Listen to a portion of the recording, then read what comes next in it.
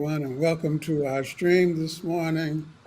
Hope everybody's doing good. This 2 days after Juneteenth, that's what we're going to be talking about this morning. Good morning, Eric and Brooklyn and Joel. Very Good morning. happy to have all of you this morning. Again, our subject is Juneteenth. Eric, I hear an echo. Let's start with you. Um, Juneteenth is celebrated because of the correction of a lie, isn't it? The slavery was defeated, but the folks in Texas, the former slaves, African American, were not told about it, and then they were like, "What?" And but there were many lies told. This is just one of the lies, isn't it? And another was who won the war, and what contribution did the formerly enslaved make to their own liberation? Could you share with us your thinking on that subject? So that's really, really important because I think that there's a mistaken idea that slaves were passive in their own freedom, which was not at all the case. First off, in the question of lies, there were a lot of lies told, but keeping people enslaved for more than a year after the Emancipation Proclamation in Texas was a big lie. And in some ways, it's still continued today in the sense that people don't understand that slavery still exists in the United States today in the form of both incarcerated people who are slaves and in the form of wage slavery, which is the control over workers' lives that is exerted by capitalists. But the other part of this is to just talk about how there was a huge upsurge of over 250,000 enslaved people that joined into the struggle. Oh, well, they had and it might have been a larger number than that, that that were involved in a general strike and refused to work, and then took up the struggle against enslavement and against the Confederate forces. So there was and if you read American Negro slave revolts, you'll see that the enslaved were fighting for their freedom throughout the period of slavery. There was no time when black, or as they were called then, well, I don't know what they were called then, but there was no time when black people did not protest and fight against slavery. And we still see that fight continuing today. American Negro Slavery. Is that the book by Aptheker, Joel?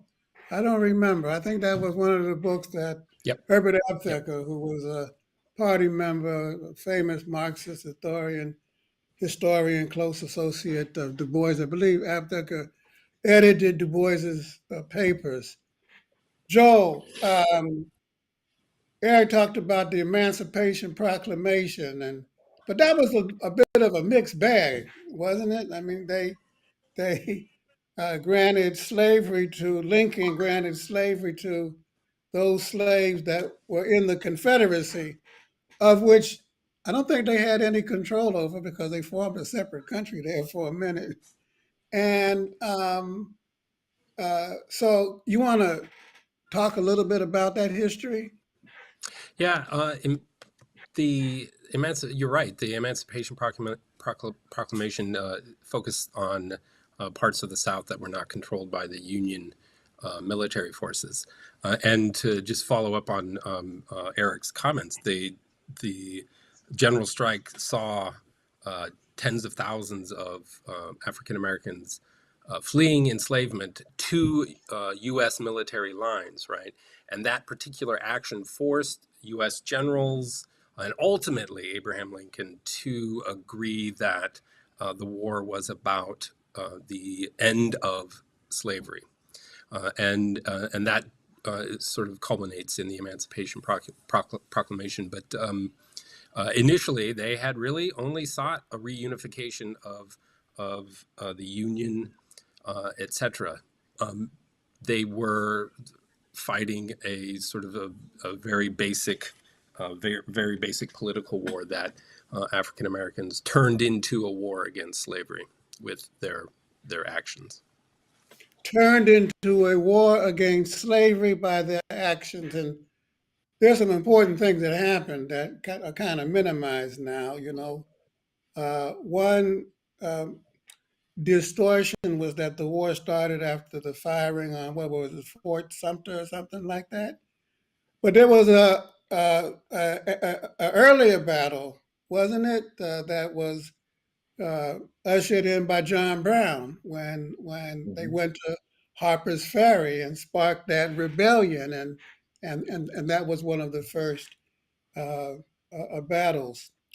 Brooklyn, you guys in the YCL put out, I thought, a very wonderful history of what happened with the emancipation and Juneteenth and what was accomplished and what wasn't accomplished. You want to share a little bit of that with us this morning? Yeah, so we talked a little bit about what actually happened on June 19th in Texas with the newly found freedom of 250,000 formerly enslaved people, or they were enslaved up until that point, like we were talking about before. They weren't aware of the Emancipation Proclamation. But with Gordon Granger's general order, they were aware of their freedom. We talked a little bit about the things that we still need to accomplish. Eric talked a little bit about how we still see slavery in different forms today with the prison system that many people are still living under, many Black people disproportionately. And also within that prison system, we see forced labor, which is definitely a modern form of slavery, which we find important to combat. We have a lot of abolitionist thought that we like to talk about in the YCL in ways that we feel like are actually attainable through legislation and through changes that we can make in our society that will affect them. Yeah. Thank you. I think that's a very good summary. So let's establish a few things. Number one, freedom wasn't granted to anybody. I mean, Lincoln said, if I Mhm. can save the Union without abolishing slavery, I would have done it, but he couldn't. And the initiative was taken by the abolitionists, African Americans and whites themselves. They fired the first round. The slaves participated in a general strike. They left the plantations. They ran like nobody's business towards the Union lines. They joined the Union Army and fought for our liberation. And then the big question, Eric, was what now? How do we address the tremendous crime of slavery? What do we do about it, and how do the former slaves now participate in the shaping of a new society? And that resulted in what's called Reconstruction. What was Reconstruction, Eric, and what were its main provisions? And what was like the main issue, in your opinion, that had to be addressed? The main thrust of Reconstruction, from my perspective, was the huge expansion of democratic power that the African American community wielded, and they used that power very effectively to advance the needs of the African American community. Examples of that would be electing local leadership, out of the African American community. So, for instance, in parts of Pennsylvania, you had black mayors and things like that happening, in other parts of the country as well, including in the South. The issue was that there was, of course, a response to that, and that response was the terror that was inflicted on the African American community to deprive or to try to control that democratic impulse, and to deprive African Americans, like today we're depriving African Americans and Latinos and migrants and Asians and indigenous people and women of their, you could say their bodily autonomy, but a very, very broad range of rights, so, and powers. And you see a continuity from the response to the Reconstruction, which was a response to a democratic upsurge. You see a continuity of struggle in the United States from that time till today to fight for democratic people's power, to fight for African American and other oppressed peoples to have a democratic voice in the rule of this country. And you also are finding a struggle that is taking place today between people who literally want to return us to as close to the Confederacy as they can get. And that struggle is with MAGA.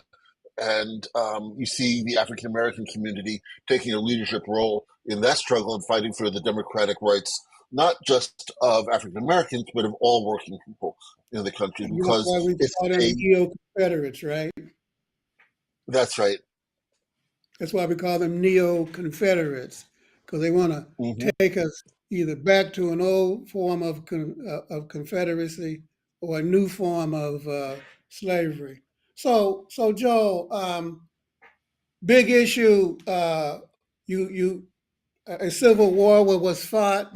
Um, it was fought over the form of labor.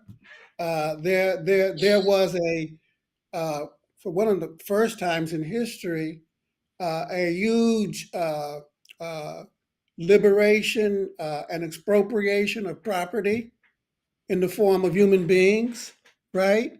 Um, and then there was a land reform in the South. Uh, Property in land was granted to some of the slaves. There was a political revolution in the structure of the Southern society with the uh, establishment of the Freedmen's Bureau, the election of African Americans to state and national office. I forget how many senators and members of the House of Representatives. And Du Bois talks about it as a form of the dictatorship of the proletariat in the South. That's what he called it. And he in Black Reconstruction talks about abolition democracy, a term I hear, Joel, you were very fond of. What is abolition democracy, and what did that look like back then? Well, to sort of nuance Du Bois's discussion of the proletarian dictatorship in the South, he describes a coalition of African American and white abolitionists who were aiming to reconstruct the political, social, and economic life in the South. And one of the most interesting places where that took place was in South Carolina, where there was a significant number of formerly enslaved people, now free, a large enough population to comprise about half of the state's population. And, based on just any sort of basic democratic notion, they should have the right to rule in a place where they live. And they did a number of important things. One of the first things that this Abolition Democracy Coalition accomplished was the revision of the state's constitution, which created a land reform scheme that didn't really simply like give away land, even though that was probably justly deserved by most of the people.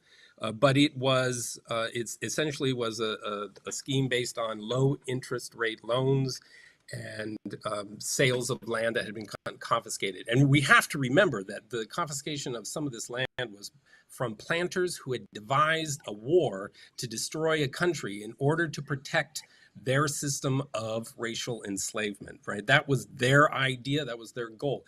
And in fact, one of the unspoken goals of the Confederacy was to actually conquer the country, to federalize the system of slavery, right? The Fugitive Slave Act was meant to force the federal government to protect its slavery, even in the North, right? Force northern states to protect that institution. It wasn't just about states' rights. They were interested in fully nationalizing, federalizing the system of slavery. So they destroyed a country to protect that. But one of the things that I would note, and I think Du Bois is driving at in Black Reconstruction in America, is that emancipation without some form of reparation, some form of reparative justice for people who had their lives and their homes and their home countries, stolen from them, had a right to reparative justice, and that was simply denied for the most part. There were some efforts in some places to restore property, to restore livelihood, but for the most part, Reconstruction was dissolved because northern industrial finance capitalists sort of made their peace with the white supremacists who had tried to destroy the country. By the time you get to 1890, Robert E. Lee is a hero again, rather than a person who had who was responsible for the deaths of hundreds of thousands of people, tried to preserve a system of slavery. Well, Reconstruction was betrayed, wasn't it? In, what was it, 1873 or 1877? I forget the year. Yep. Andrew Johnson, was it Jackson Johnson? I forget. President made a deal with the Southern former slave owners. They withdrew the troops from the South.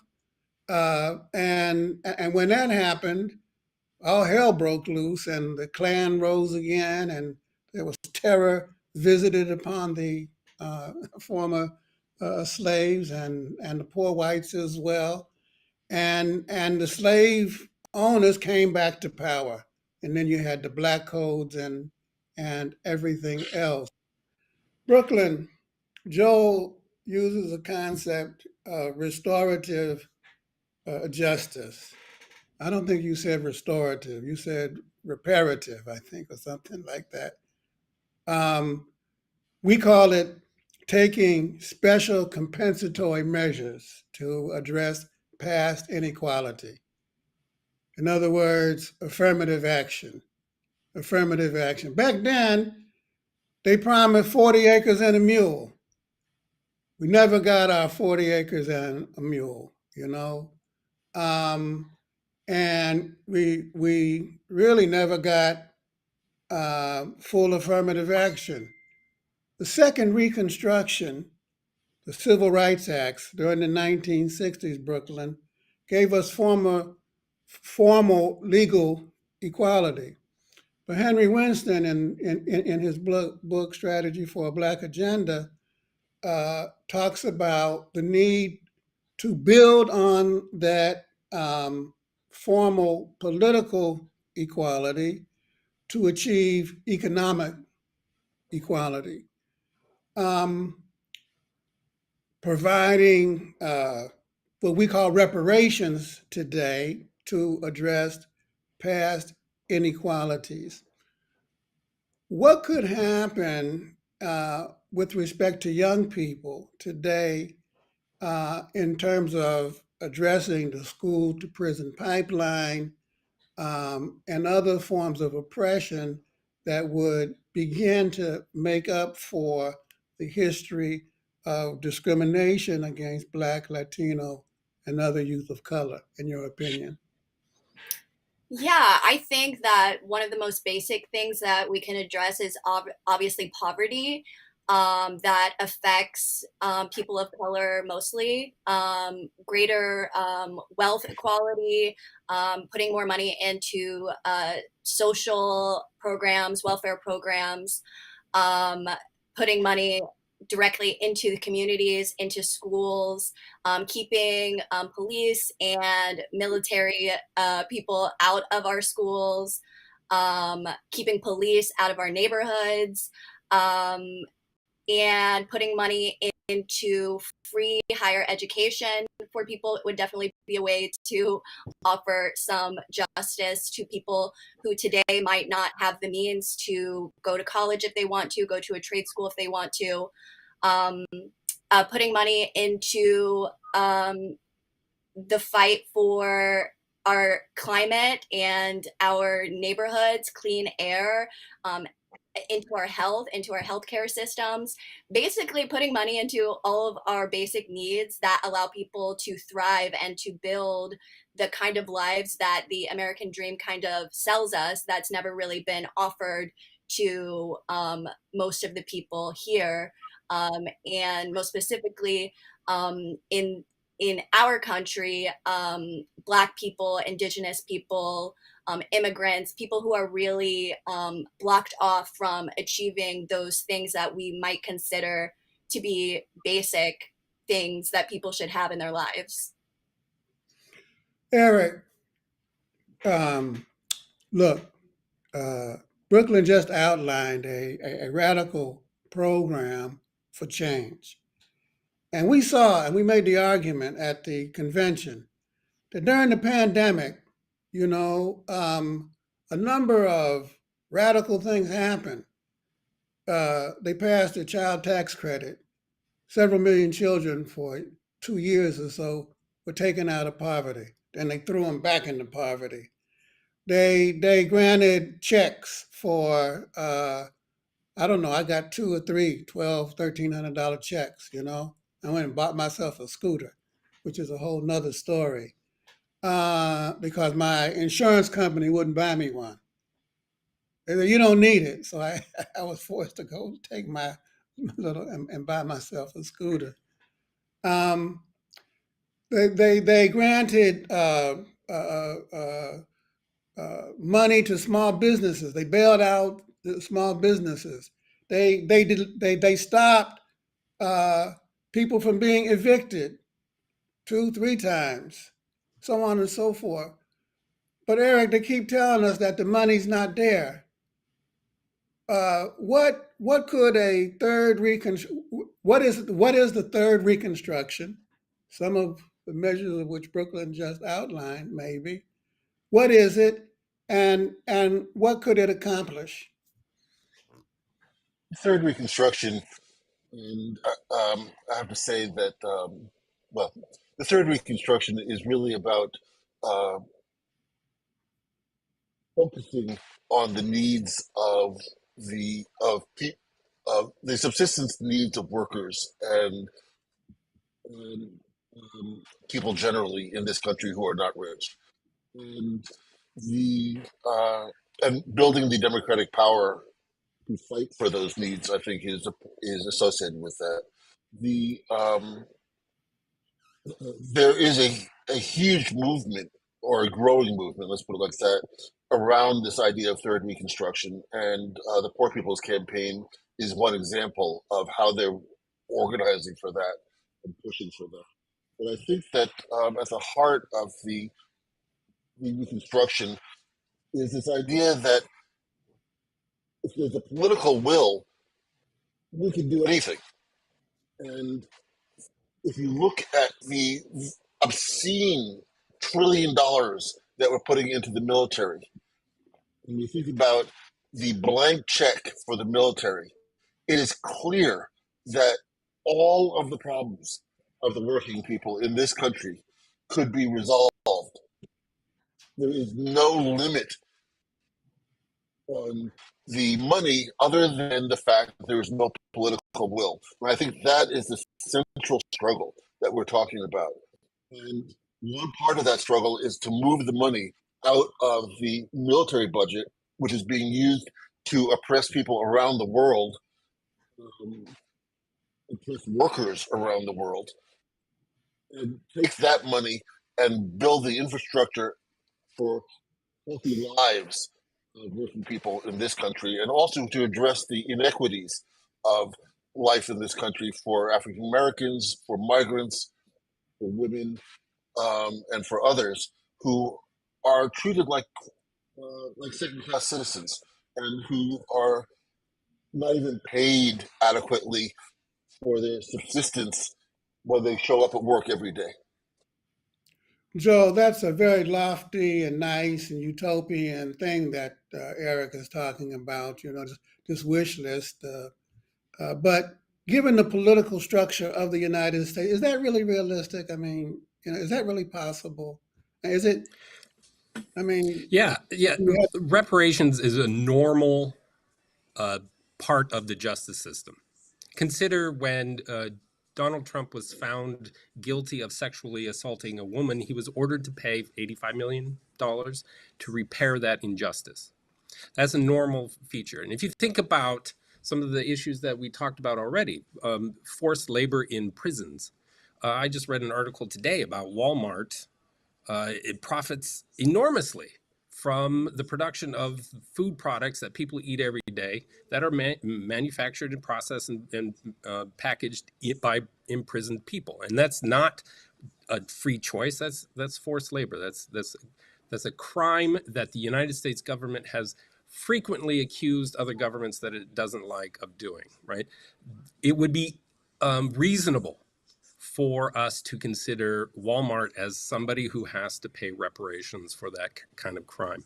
Consider U.S. Steel and profiting off of the convict lease system, where people who were quote unquote vagrants were almost entirely African Americans in the South, men and women forced to work in labor camps, mining, extracting raw resources, doing other kinds of construction and manufacturing for companies like U.S. Steel. They owe them. That is a precise point at which reparations could be made.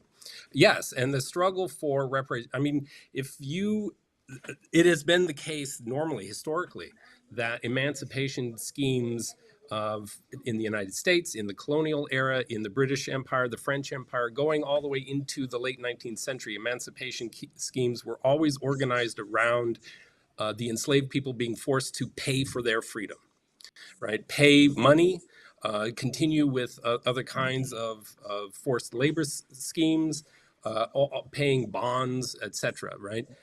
To be free, quote unquote. And without a real reparations, without real return, without a real restoration, not just of freedom and humanity and civil and political rights, but of actual economic power, resources, property, whatever, there is no freedom, right? And so the political will issue is one about who gets to say what with the economic power, right? If you Eric talked about the trillions that are spent in military spending, right? That's sort of become the central core of U.S. imperialism and U.S. capitalism, and that it's destroying the planet, it's destroying people's lives around the world, and that has to end, right? If we're going to live in a just society, that has to end. but Brooklyn, doesn't that political will that Joel and Eric are talking about, doesn't that have to be organized? And to organize it, I mean, you have this three-part structure of the U.S. government, right? You got the judiciary, you got the House and the Senate, number two. Judiciary, number one. House and the Senate, number two. The executive branch, number three. And what one gives, the other takes away. And so you have to win positions of power in each in order to make real change. And you can't win positions of power unless you change the voting system. Like, you need to change the way the Supreme Court is appointed for life. These jokers are appointed for life. You need to change the Electoral College. right? So that the smaller states are not able to dominate the political structure. You got to abolish the electoral college. You got to change the voting system so that it's more democratic and it's not like a winner take all kind of system. Aren't those kinds of changes necessary in order to marshal in this reparations process that Joel and Eric are talking about? Most definitely. I think that a lot of us, understandably, can get really frustrated with how slow sometimes change takes to happen. And it can seem overwhelming as you're listing all of the different things that need to be done. I think a lot of young people get frustrated and might not understand that even though there's a big long list of things to do, that all of these things are definitely doable, especially if we stick together and, like you say, like you're talking about, everybody's talking about here, create this mass political will to make it happen. And I think I definitely still have a lot of hope that that this will be able to happen. I mean, it has to happen for us to be able to survive. And I think that that with the amount of people that these programs, or I guess I should say lack of programs, lack of social and welfare programs, and the state of Americans, most Americans right now, more and more people become homeless every year. More and more people have less in their savings. More and more people aren't able to even feed themselves. And so I think as these situations get more dire, that it will be inevitable that these changes are going to be made to happen, because people are going to realize that, you know, we're all sort of in the same bucket. And if we are all already in the same bucket, we might as well, you know, do something with the power that we have. Might as well swim together in that Right. bucket together. We're talking about a political revolution, Eric, you know, and you can't have a political revolution unless you have an educational and cultural revolution. And symbols are a part of that cultural revolution. There was a big debate the other day when we were getting ready for Juneteenth about the flag. About the flag. Our designer did an initial meme putting forward our concepts of Juneteenth, and they used the red, black, and green motif, you know, red for the blood, green for the land, black for who we are. It came out of the Garvey movement. Um, remember that? One people, one aim, one destiny. That was Garvey's slogan. But folks said, no, there's a Juneteenth flag. It's displaying on the screen now. It has a white star with a white circle around it, and in the form of waves, and it's blue and red. That's the flag, and that's a new thing. Is that the flag that we need, Eric? Or should we embrace the red, black, and green? Or is this a question that still needs to be decided and debated and part of the political discourse and cultural discourse about what a new society would look like, in your opinion? In my opinion, we need to keep talking. And um, we don't want to talk in a way that is divisive. We want to talk in a way that is uniting. And one of the things about um, how we talk about Juneteenth is that we need to understand that Juneteenth is not, it's a celebration not only of the uh, end of enslavement or the notification of the end of enslavement and the celebration of African Americans on hearing that in Texas. It's also a celebration of the continuity of struggle for democratic power by the African American community and by other oppressed communities. And so I think the flag, there might have to be many flags for Juneteenth. Not there might have to be many voices for Juneteenth, not just one voice. And I think that the central struggle is to bring all these flags and all these colors and all these voices together and try to mold a new society out of them that is based on caring for humanity and based on respect for the dignity of humans. Okay, so let's continue the discussion. Let's continue to think about it. And while we're thinking about it, let us go over to our mailbag question. People have been sending in questions, and we like to try to answer them once a week. Thanks for your website. Wonderful website. I want to underline that because we get a lot of criticisms about our websites. We need a new one. I'm an outside line repairman for Verizon, and I'm thinking about joining the party. I don't know much about its history, especially in the last 30 or 40 years or so. Can you fill me in? What's changed? What's the same?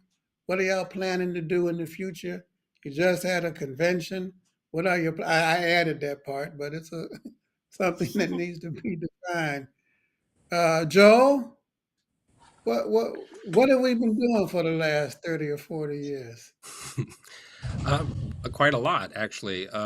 I think first I would recommend checking out international publishers' recent slew of books that have come out that have documented a lot of recent history through biography, but through also historical analysis about the party's work in the last few decades.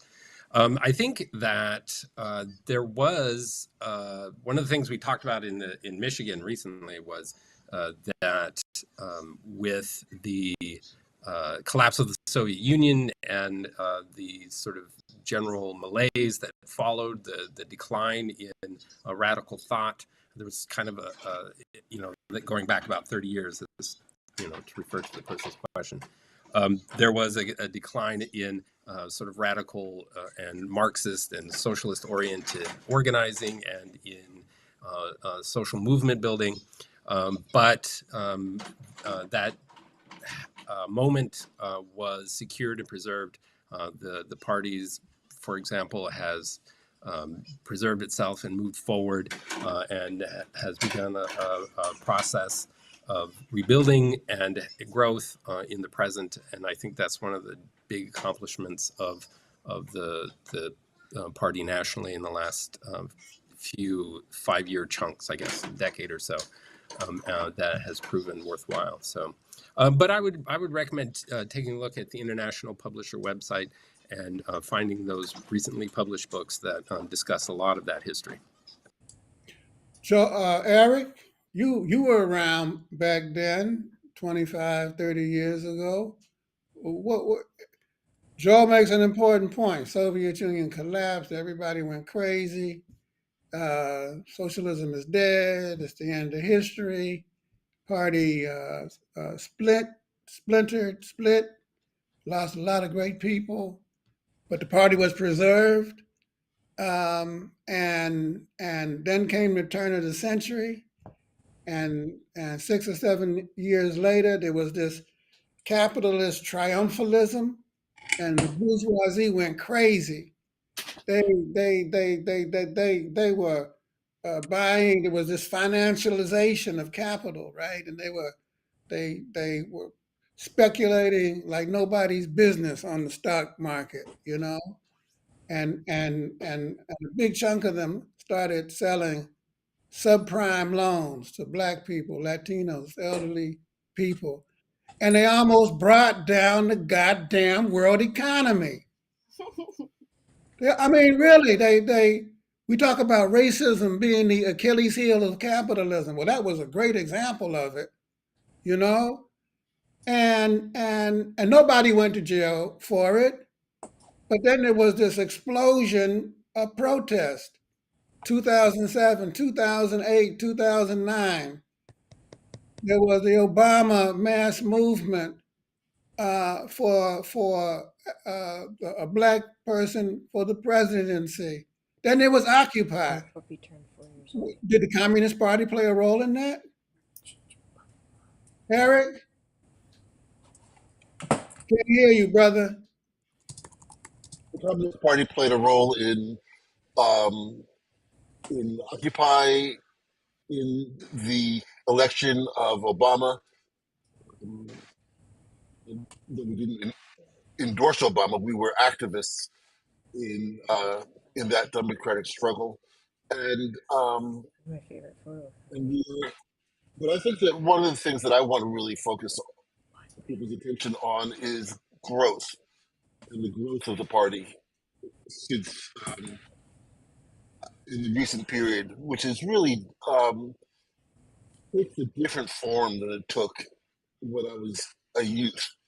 And I think that that growth is world changing because it reflects the fact that there are fundamental questions of the whether humanity can exist under capitalism or whether capitalism is going to destroy, literally destroy humanity because of its inability to address fundamental issues like environmental degradation and the poisoning. We can't even feed ourselves healthy in the United States. Um, so and we don't have just such and young people are seeing that and they're worried about existence and they're worried about whether if they bring children into the world, whether their children will be able to grow and exist. And I think that the questioning, the fundamental questioning, has broadened out to the point where vast numbers of people in this country are saying that there has to be an alternative, and that that alternative is socialism, and that is driving in some ways that is driven in some ways by the successive collapses that you were just outlining, which I lived through, and I saw them and I experienced them, and they're very dislocating when all of a sudden your whole like I was a tech worker. Vast numbers of tech workers just lost their jobs in a day in 2001 and 2008 when these different kinds of collapses took place. And today, what we're seeing is a different kind of struggle because young people are demanding a different kind of society. And one thing that reflects that is the drive for unionization all across the country. That includes Starbucks, for instance, that includes graduate students, that includes young people everywhere saying, we want to unite and fight for a different kind of a world. And that is a fundamental difference that is driving the growth of the party and driving a different kind of a ability to fight for a different kind of a society. There were struggles throughout that period, you know, economic struggles, political struggles. There was the Occupy Wall Street. There was the fight against police murder. You know, there were a number of murders across the country, and Staten Island, and Missouri, and Chicago, and Cleveland, down in Florida. We were part of all of those fights and battles. Brooklyn, you get the last word. What are some of the main issues today that you think the party and YCL needs to focus on as we go forward?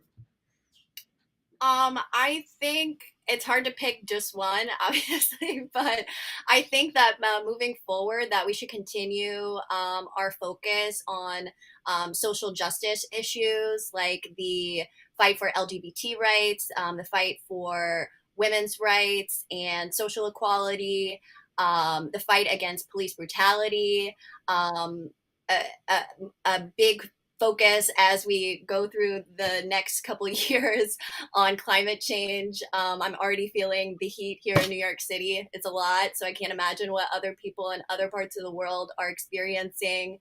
Um, And I think that we should focus on a little bit about what we talked before about addressing the problems here at home that we have with poverty and things like that. This weekend, the YCL is going to be out supporting Jamal Bowman and canvassing for his campaign against an APAC candidate. We feel like he's a really progressive candidate who might help us with some of these issues. We also are focusing on labor. The YCL is very involved with the No More 24 campaign here in New York City that's fighting to end 24-hour work days for home healthcare workers, which we see as a really big, important fight that's linked to our struggle as young people and just as working class people in general. So Brooklyn has just given us our marching orders. Thank you very much, Brooklyn. That's exactly what we're going to do. Thank you, Joel. Thank you, Eric. Good morning, Thank you. Revolution, to everyone. Stay cool this weekend. Stay strong. Stay safe. We'll see you next week. Stay in the fight. I almost forgot it, but I didn't. Take care. Bye. Bye.